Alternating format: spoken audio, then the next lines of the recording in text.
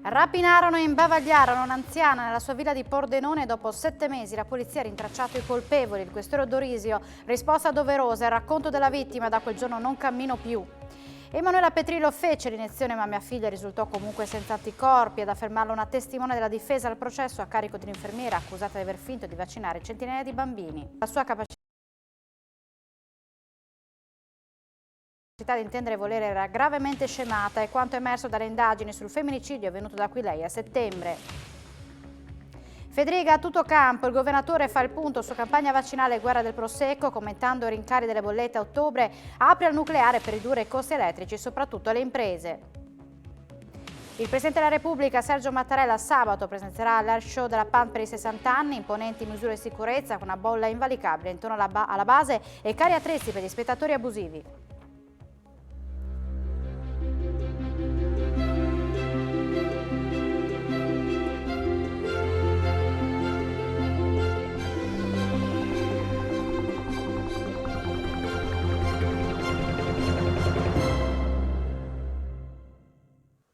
Buonasera e ben ritrovati, nuovo appuntamento con l'informazione di Telefriuli. 2 ordinanze di custodia cautelare in carcere e una persona agli arresti domiciliari. Questo il risultato di un'operazione della polizia che ha portato del responsabile della brutale rapina in villa Pordenone, nella quale lo scorso febbraio un'anziana fu legata e imbavagliata. Per il questore è una risposta doverosa alle vittime. Sono stati individuati i responsabili della brutale rapina in villa come Sattore di Pordenone la sera dell'8 febbraio scorso, quando i malviventi legarono e imbavagliarono in bagno Alida Mareschi, 79enne, sola in casa, moglie di Carlo Brescancini, imprenditore locale, prima di darsi alla fuga all'arrivo della figlia. Allora riuscirono comunque a rubare alcuni gioielli, lasciando la donna, portata poi in ospedale, sotto shock. Dopo 7 mesi di indagini, la questura di Pordenone ha stretto il cerchio attorno ai malviventi, che avevano pianificato con cura la rapina in via Piave, mettendo nel mirino una cassaforte custodita all'interno dell'abitazione, nemmeno trovata, e studiando le abitudini quotidiane della donna, potendola così sorprendere da sola mentre era in giardino con il cane. Le operazioni sono state condotte dalla squadra mobile della questura di Pordenone, in collaborazione con le squadre mobili di Venezia, Rovigo e Treviso. 3 i provvedimenti restrittivi richiesti dalla procura di Pordenone, che coordina le indagini per i reati di rapina pluriaggravata e tentata rapina. Le ordinanze di custodia cautelare in carcere, nei penitenziari di Rovigo e Pordenone, hanno riguardato un 78enne, originario della Sardegna, residente ad Adria, pluripregiudicato, e un 50enne originario di Tiene e residente a Cordenons, operatore nel settore edile, che hanno organizzato in concorso la rapina. Agli arresti domiciliari è finito invece un 37enne pordenonese, esecutore materiale del colpo. È un reato odioso e vigliacco. È un'indagine iniziata alla vecchia maniera, cioè proprio sentendo nelle vicinanze, nell'immediatezza persone, raccogliendo informazioni. Questa mattina ho chiamato la signora Lida, ho parlato anche con il marito Carlo, gli ho detto che era una risposta che dovevamo dare a lei, al marito, alle figlie, ma a tutta la comunità pordenonese. Sono in corso approfondimenti investigativi anche attraverso perquisizioni su altre 4 persone indagate in stato di libertà per gli stessi reati. Il ringraziamento alle forze dell'ordine, ma anche la consapevolezza che la vita sia cambiata per sempre. Con questi stati d'animo la famiglia Brescancin ha accolto la notizia dell'individuazione dei rapinatori. Da quella sera, racconta la signora Alida a Telefriuli, non cammino più. Un grande grazie alla polizia arriva dalla famiglia Brescancin, anche se da quella sera di febbraio la vita è cambiata, soprattutto per la signora Alida, che ne porta ancora addosso i segni. Sono stati veramente bravi a trovarli, però io purtroppo da quell'episodio lì non ho più camminato. Prima camminavo e adesso sono sulla sedia a rotelle, per merito di questi. Che la paura è stata grande, perciò per fortuna che è arrivata mia figlia, che mi ha trovata imballottata di cerotti, buttata in bagno. A intervenire tempestivamente, salvando la vita della madre, è stata la figlia Maddalena, che aveva messo in fuga i ladri. Ho telefonato, non mi rispondeva al telefono e mi sono preoccupata. Stranamente, solitamente non mi preoccupo, quella sera ho avuto una sensazione particolare, quindi ho preso l'auto e mi sono precipitata qui. Lo spavento è stato grande anche da parte mia, perché comunque sono arrivata e mi sono trovata questi 2 rapinatori in casa e ho trovato mia mamma che è viva per miracolo, insomma. perché sono stati dei vigliacchi.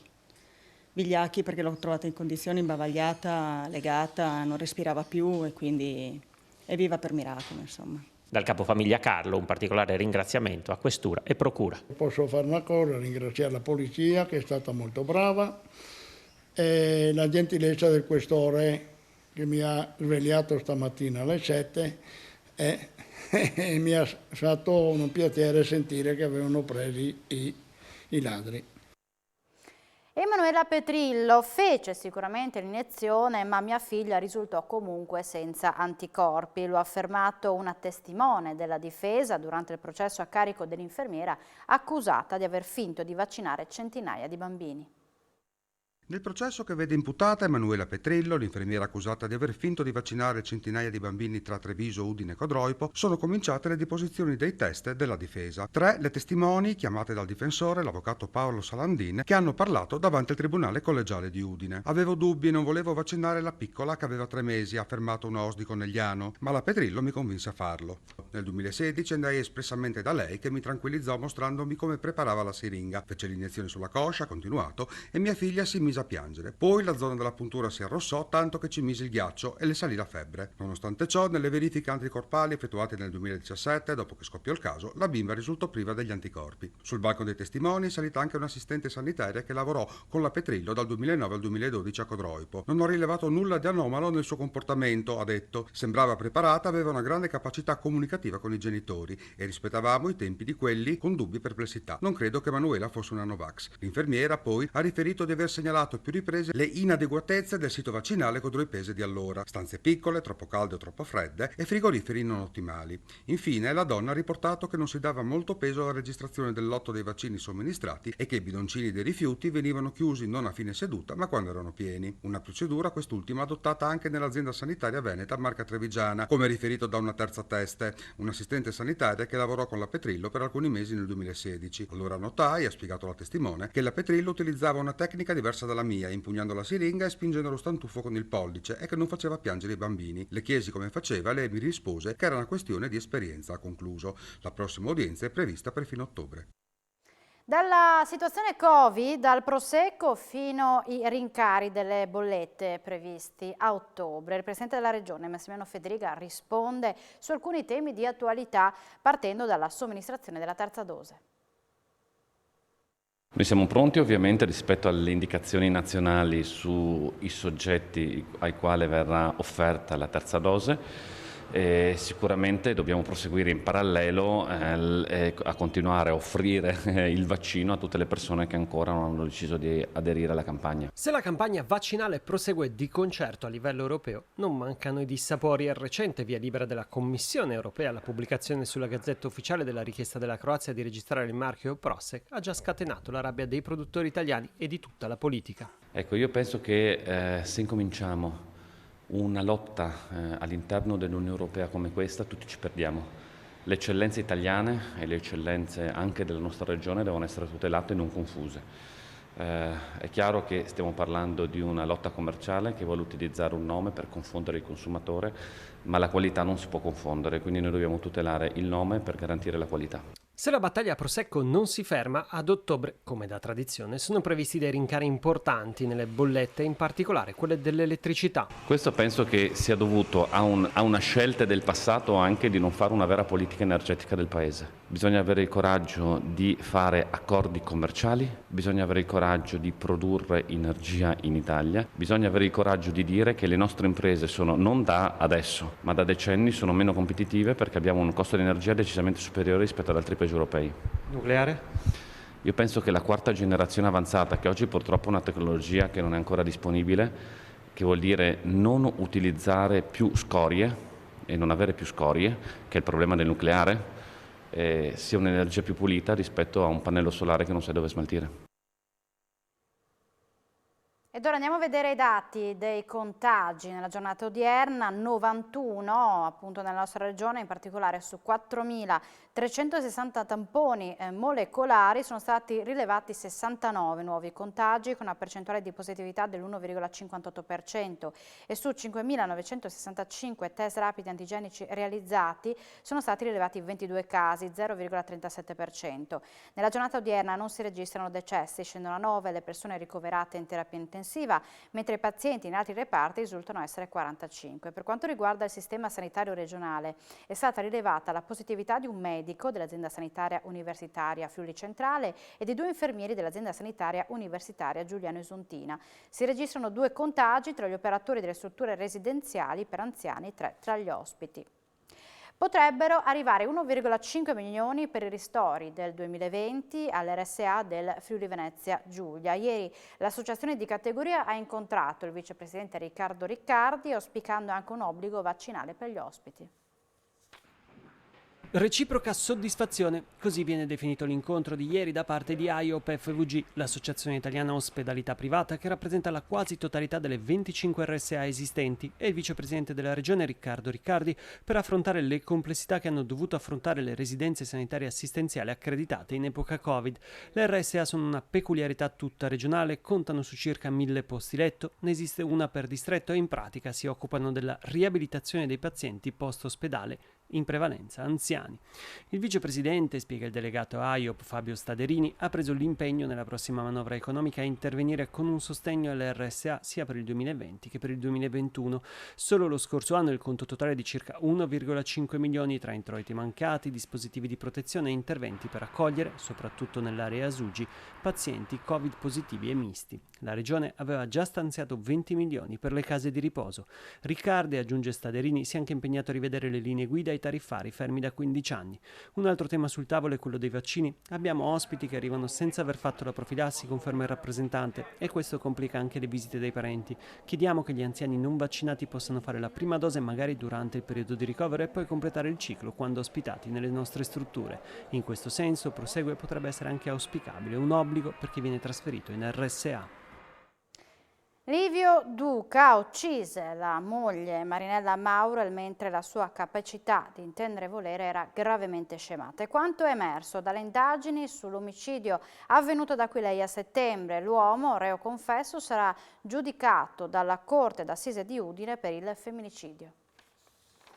Sarà giudicato dalla Corte d'Assise di Udine Livio Duca, 67 anni, reo confesso dell'omicidio della moglie Marinella Maurel, avvenuto il 22 settembre scorso, con una coltellata al collo nella casa coniugale di Aquileia. La vittima morì 2 ore e mezzo dopo il fendente, inferto vicino alla clavicola, che recise un'arteria causando il dissanguamento della donna. In rinvio a giudizio è stato deciso dal GUP di Udine Maria Rosa Persico. L'imputazione per Duca è di omicidio volontario aggravato, commesso mentre la sua capacità di intendere e volere era gravemente scemata. Così infatti risulta dalla perizia e dall'incidente probatorio tenutisi durante le indagini, dalle quali è emerso anche che la vittima provava timori nei confronti del marito, timori questi che lei aveva confidato ad alcune amiche. Già prima del fatto Duca soffriva di depressione e fissazioni ed era sotto cura farmacologica, una condizione che si è aggravata dopo l'omicidio. La prima udienza si terrà a inizio ottobre.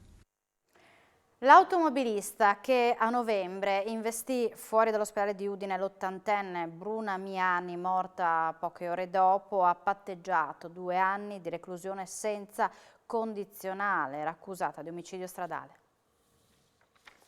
2 anni di reclusione senza condizionale, revoca della patente e una sanzione di 500 euro. Ha patteggiato così la manzanese Laura Carrara, 30 anni, accusata di omicidio stradale dell'80enne di Corno di Rosazzo, Bruna Miani. L'accordo è stato raggiunto dal suo difensore, l'avvocato Gianluca Rubinato, e dal PM udinese Marco Panzeri davanti al GUP del Tribunale di Udine Carlotta Silva. Il fatto è accaduto il 3 novembre 2020 fuori dall'ospedale di Udine. La vittima, appena uscita dopo una visita, fu investita mentre attraversava la strada sulle strisce pedonali per raggiungere il marito, che la attendeva in automobile dopo averla ritirata dal parcheggio. Nonostante il tempestivo soccorso dei sanitari, la donna, inizialmente cosciente, morì dopo poche ore per i molti traumi subiti. Per quanto riguarda i danni, l'automobile che investì l'80enne era priva di assicurazione da 2 mesi, per cui lo studio 3A, al quale si sono rivolti i familiari della vittima, è dovuto ricorrere al fondo di garanzia per le vittime della strada, che risponde dei danni causati da veicoli non assicurati. In sede esecutiva, ha commentato il difensore di Laura Carrara, decideremo quale misura chiedere in alternativa alla detenzione. Sarà una perizia a stabilire se esista o meno un legame tra i 200 bossoli di vario calibro rinvenuti ieri in un cassonetto a Trieste e quelli recuperati sul luogo della sparatoria avvenuta il 4 settembre, sempre nel capoluogo giuliano. Verranno fatte delle comparazioni tra i bossoli rinvenuti ieri in un cassonetto a Trieste e quelli recuperati sul luogo della sparatoria il 4 settembre in via Carducci. Lo ha confermato il capo della procura di Trieste Antonio De Nicolo, il quale sottolinea all'agenzia ANSA che al momento è prematuro ipotizzare o escludere un collegamento. I bossoli, circa 200 di diverso calibro e quasi tutti già utilizzati, sono stati rinvenuti a seguito di una segnalazione in un cassonetto in largo Canal. Il luogo, di grande passaggio, essendo snodo tra il quartiere di San Vito, le rive cittadine e il popoloso rione di San Giacomo, non è troppo lontano da dove abita una delle due famiglie di origine kosovara, protagonista della rissa con sparatoria di inizio settembre, quando, in via Carducci, a pochi passi dal Consiglio regionale, poco meno di una trentina di persone si sono affrontate con spranghe e pistole. 6 quelle attualmente detenute tra carcere domiciliare e una decina quella che era dovuta ricorrere a cure mediche. Continuano le ricerche dell'escursionista francese di 52 anni di cui si sono perse le tracce ieri pomeriggio a Barcis. A cercare la donna sono i volontari del soccorso alpino, i vigili del fuoco e l'unità cinofile. La Guardia di Finanza sta cercando di identificare la posizione della donna attraverso il suo telefonino che dopo diverse ore ha ripreso a squillare. Un 63enne di Pagnacco ha riportato la frattura di un piede colpito da un pesante elemento di metallo mentre lavorava in un'azienda metalmeccanica di Fagagna. È stato accolto all'ospedale di Udine. Vigneti di schioppettino e pignolo dati alle fiamme, olivi tagliati, strumenti per l'irrigazione danneggiati o bruciati in un fondo di Tricesimo. A denunciare i furti e i danneggiamenti è il viticoltore di Nimis, Giovanni Dri. Danni per 13.000 euro in un fondo che si estende per 16 ettari nel comune di Tricesimo, nella zona di Via Guardian, a causa di un susseguirsi di furti, atti vandalici e incendi dolosi.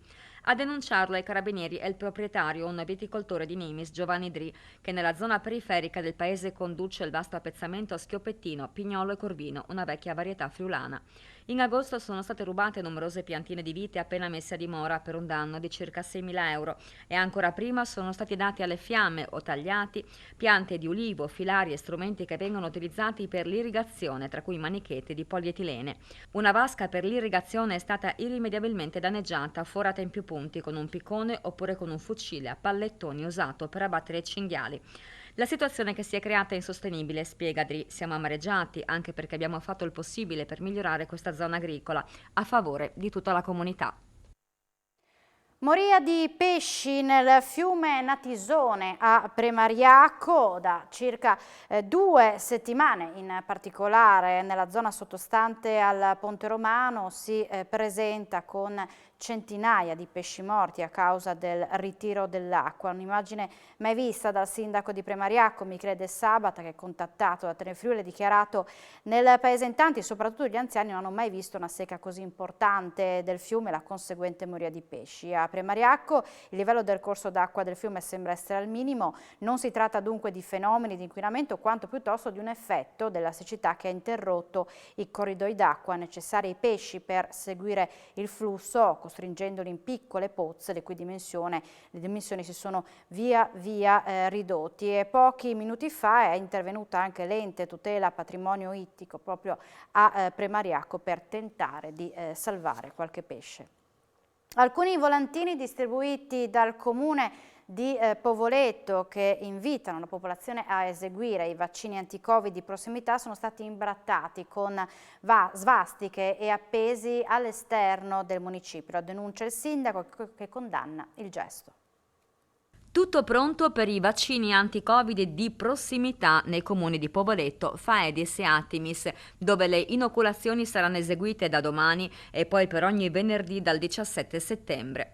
L'amministrazione comunale di Povoletto ne ha dato notizia ai concittadini attraverso alcuni volantini che però ieri, come riferisce il sindaco Giuliano Castenetto, sono stati ritrovati imbrattati, appesi all'esterno del palazzo del municipio e dell'auditorium. Un gesto inqualificabile e gravissimo, dice il primo cittadino. Invitiamo tutta la comunità a eseguire il vaccino, a tutela di ognuno. Condanniamo l'azione di queste persone vili che si nascondono dietro l'anonimato. Abbiamo denunciato il fatto ai carabinieri. Disciplinati i responsabili, i partecipanti della Kermesse di Friuli Doc, solo 3 persone sono state trovate in stato di ebbrezza alla guida dell'auto, il bilancio dei controlli della polizia stradale. Tanti controlli e poche sanzioni nel fine settimana di Friuli Doc. La Polizia Stradale di Udine ha schierato 20 pattuglie con posti di controllo sulle principali vie di accesso a Udine. Fermate oltre 300 tra macchine e moto, 360 le persone controllate, 101 le prove con l'etilometro. Solo 3 persone sono state trovate in stato di ebbrezza e sono scattati ritiro della patente e denuncia. 6 le violazioni al codice della strada tra norme di comportamento alla guida e inefficienze dei veicoli. Sabato sera alcuni cittadini hanno segnalato in un bar di Terenzano un uomo ubriaco che voleva mettersi alla guida dell'auto. Alcuni le hanno invitato a non salire in macchina, distraendolo fino all'arrivo della polizia stradale, che, viste le condizioni di elevata alterazione, hanno chiamato i suoi familiari, cui poi è stato affidato l'uomo. 4 mesi di controlli in metà delle foresterie di Monfalcone hanno portato la polizia locale a rilevare numerose irregolarità sulla presenza di cittadini stranieri non registrati, tante le sanzioni elevate. 147 presenze fantasma nelle foresterie di 100 appartamenti controllati dalla polizia locale di Monfalcone negli ultimi 4 mesi. Sono state rilevate numerose irregolarità sia per quanto riguarda le mancate cessioni di fabbricato che per la mancata dichiarazione di ospitalità. I controlli anagrafici sono stati svolti negli appartamenti di proprietà o in locazione a imprese che ospitano i propri dipendenti. 124 persone sono state sanzionate per mancata dichiarazione di comunitari per un importo di 206 euro. Combinate anche 23 sanzioni da 320 euro l'una per mancata comunicazione di extracomunitari. La nostra è una città complessa, ha detto il sindaco Anna Cisinte. Negli ultimi anni l'incremento di presenza extracomunitaria ha favorito l'insorgenza di fenomeni che vorremmo azzerare, per arginare ogni fenomeno che possa minare la sicurezza e il decoro di Monfalcone. All'Università di Udine si riparte con le lezioni in presenza per il rettore Roberto Pinton, è un traguardo importante che segna il recupero del valore delle relazioni. Per accedere all'attività didattica, in seguito al decreto che introduce l'obbligo della certificazione verde, gli studenti dovranno prenotarsi per consentire in caso di emergenza il tracciamento rapido. L'Università di Udine riparte con le lezioni in presenza che hanno preso avvio oggi con il messaggio del rettore Roberto Pinton indirizzato a tutti gli universitari attraverso un incontro simbolico con gli studenti dei corsi di giurisprudenza e diritto per le imprese e le istituzioni nel polo economico giuridico di via Tomadini. L'avvio in presenza è stato reso possibile grazie al Green Pass. Lezioni, esami e lauree saranno in presenza nel rispetto delle regole di sicurezza, registrazioni, materiale didattico online e servizi di supporto alla didattica saranno ulteriormente potenziati per tutelare gli studenti che non potranno essere presenti in aula. Ma come si può accedere all'Ateneo? Per il Green Pass noi non abbiamo piattaforma, abbiamo i controlli diretti e a campione sugli studenti come ci viene prescritto di farlo, mentre sul personale controllo 1 a 1 ciascuno e con una serie di deleghe, un'organizzazione che è stata demandata sostanzialmente al rettore, il rettore ha creato questa organizzazione. Poi invece è importante dire che gli studenti comunque, quelli in presenza, dovranno prenotare e confermare la loro presenza in aula, il che significa che ci dà possibilità, nello sventurato caso ci sia un contagio, di avere il tracciamento. Alle matricole dell'Ateneo Friulano viene donato anche un libro Combattere le discriminazioni. Credo che sia molto importante anche non solo l'attività formativa e di ricerca che l'università fa, ma anche questa attività divulgativa che ci permette di creare una consapevolezza su temi che sono assolutamente non solo importanti oggigiorno, ma che possono essere fondamentali per avere una vita civile solida. Il nuovo segretario regionale della UIL è Matteo Zorn, eletto nel corso del congresso straordinario del sindacato, secondo il quale le priorità da affrontare sono il mantenimento degli ammortizzatori sociali e del blocco dei licenziamenti sino alla fine dell'emergenza.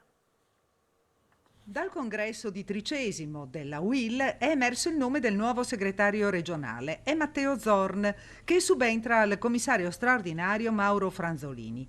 Oltre alla riorganizzazione complessiva del sindacato sul territorio, il neoeletto segretario punta sulla riforma degli ammortizzatori sociali, insieme a un'efficace ed efficiente funzionalità delle politiche attive.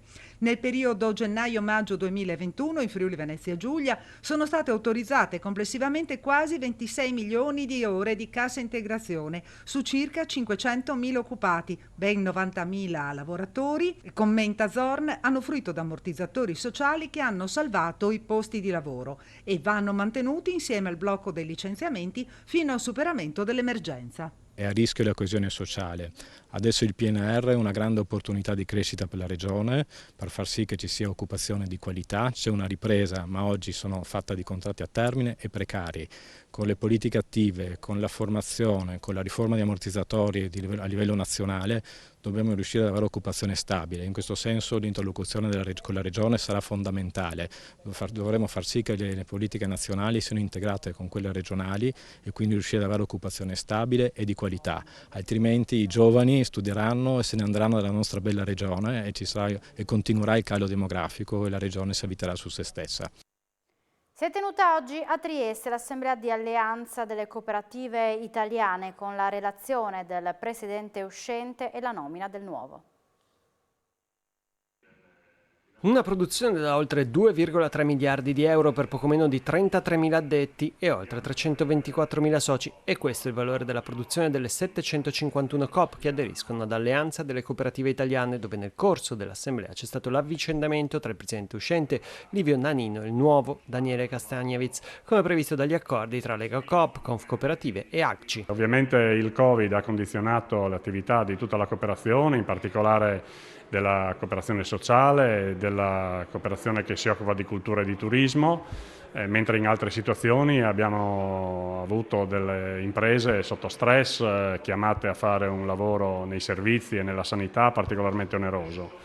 Il bilancio è un bilancio tutto sommato positivo perché la cooperativa nelle difficoltà regge e lo ha dimostrato anche ancora una volta. Abbiamo bisogno di rafforzare le attività e le intese, i confronti privato-cooperazione e pubblico, perché ovviamente davanti a noi ci sono le sfide del piano di rilancio e quella è la vera sfida che ci trova adesso impegnati. Gli obiettivi del nuovo mandato sono multipli. Fondamentale nel campo dei servizi, soprattutto servizi alle persone, ma non solo, perché se pensiamo a tutto il settore agricolo, a tutta l'attività svolta durante il periodo Covid, secondo me abbiamo ampi spazi in cui poter dire la nostra. Ci saranno il Presidente della Repubblica Sergio Mattarella e il Presidente del Senato Maria Elisabetta Alberti Casellati sabato a Rivolto per il primo giorno di celebrazioni del 60° compleanno delle Frecce Tricolori. 17.000 le persone che con il biglietto e Green Pass accederanno alla base tra sabato e domenica.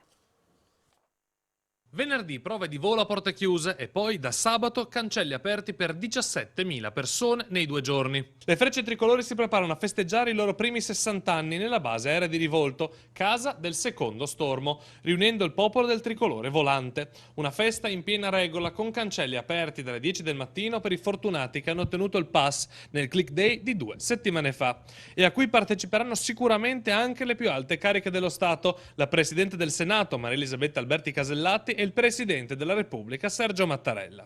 Mai come quest'anno il nostro obiettivo numero uno è ovviamente la sicurezza di chi ci verrà a trovare a Rivolto ed è per questo motivo che abbiamo predisposto un apparato di sicurezza interno che consentirà di assistere alla manifestazione solo a chi è in possesso del QR code e sarà in grado di esibire il Green Pass.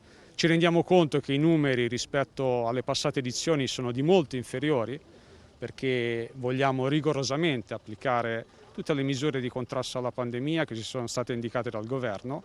Sarebbe stato molto più semplice per noi far entrare tutti, come era giusto e come era stato previsto tanto tempo fa, ma quindi dobbiamo contemperare più esigenze, come un po' tutto quello che sta succedendo in questo periodo. Abbiamo cercato appunto di accrescere al massimo la possibilità di capienza, di afflusso all'interno dell'area. Oltre alla mostra statica dei veicoli e mezzi, per tutto sabato e tutta domenica sopra Rivolto voleranno pattuglie acrobatiche da ogni parte del mondo per festeggiare il compleanno speciale. Obbligatorio ovviamente, oltre al biglietto tradizionale, anche il Green Pass, in una vera e propria prova di riapertura ai grandi eventi in tempo di coronavirus. Le Frecce Tricolori, la pattuglia acrobatica nazionale, il secondo stormo è un'occasione sicuramente di una grande festa popolare per i 60 anni di questa straordinaria esperienza che fortunatamente noi ospitiamo in questa regione, ma è anche la grande occasione di una prova rispetto all'approccio alla vaccinazione, che diventa l'unico vero strumento con il quale contrastare la pandemia. Per un raggio di 2 chilometri intorno alla base l'area sarà interdetta con la chiusura della statale 13 Pontebana e il divieto di sosta e fermata su tutte le strade e sui campi del circondario. 2 chilometri di bolla in ogni direzione, strade chiuse e carri attrezzi pronti a rimuovere le auto in sosta. Lo spiegamento di forze per evitare assembramenti incontrollati nel giorno del 60° compleanno delle Frecce Tricolori è ingente e vedrà un piano studiato a tavolino dai militari della base insieme alle forze dell'ordine e al personale della prefettura. È stato previsto un anello, una zona di isolamento intorno alla base da nord, est, sud e ovest, in modo da tenere lontane tutte le persone che non hanno l'accredito e il pass. Questo anello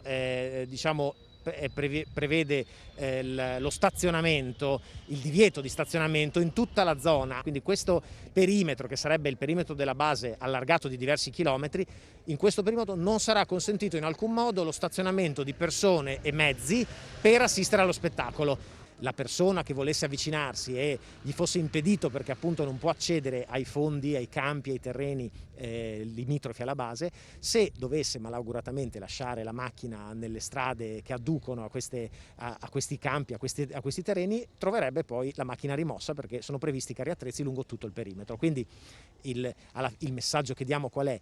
Cerchiamo di invogliare e consigliare tutti quanti a non cercare di avvicinarsi alla base. Perché? Perché arriverebbero in posizioni così lontane, veramente distanti chilometri dalla base, che sarebbe un peccato godersi uno spettacolo così bello da quelle distanze dove si vedrebbe ben poco. Siamo in chiusura, tra poco appuntamento con tutte le notizie sportive a Sport FVG. Grazie per l'attenzione e buona serata su Telefriuli.